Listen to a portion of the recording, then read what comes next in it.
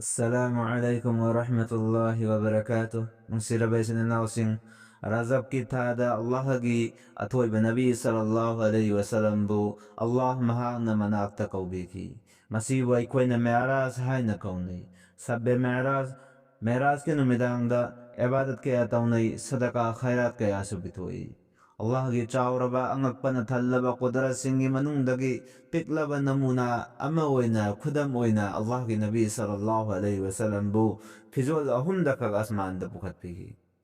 yam laba parda kaya do hangdok laga asman marwan tarit ki thong hangdok hallaga sidaratul muntaha fo pubiki Jibril alayhi salam pawba bangal laikhidi mafam masidagi hena chatpagi hinjanbagi Henta hinjallurabadi ut oina chakini haibagi akiba lerami adubu Allah ki Nabi sallallahu alaihi wasallam di mafam madudagi su hena salami Allah ki Nabi sallallahu alaihi wasallam nalaqada arash wala singsu yam nahrawrami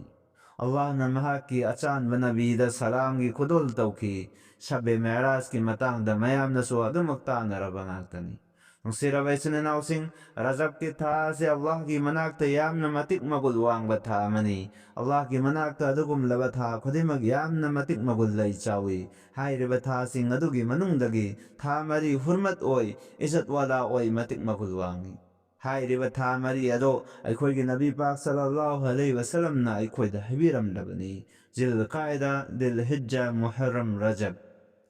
Allah na Quran da hibiri hai riba tha sida na khoi nasana nasada zulm tawgan waina hai riba izat laiba matik magul laiba tha sida guna tawrabadi hai riba guna do yamna sawani atai tha da tawbadagidi aduna hai riba tha sida chinthi ba oidaba ngangba khana chainaba Allah gi hai ba hindaba guna gi thabak khuding maktagi hiram khuding maktagi ngak na satpham toi Musiraba marab sing Rajab asi matik magul wang bathani adubu matik magul wangi haiduna anaw ibadat puthokpa sisu khatte jo guna adumak tattana tawriba ado thadokpa asawba kalak mihawba chiron jatpa wachoi ngangba miwa ngangba ado thadokpa sisu asawba sawaba mani Huzur sallallahu alaihi wasallam nahbirami Allah ki manakta isat wang matik magul layba matam oiraba guna tawraba matam maduda guna ado ki matik sati boy Maram asina Rajab ki thada isan isabu guna dagi kontron tawba si achawba fazilat amani Musiraba marub sing Rajab ki tha sida roza farazoide Rajab tha sima roza hingadabani haibasulaite akhan naba ibadat akak naba roza thamgadabani haibasulaite Adugum laba matam sing aduda ikoida akhan naba nama sonanaba akhan naba roza hinanaba habiram basu Allah gi nabi nani adubu Allah gi nabi sallallahu alaihi wasallam na Rajab ki tha si roza hingadabani tawgadabani hainadi habiram de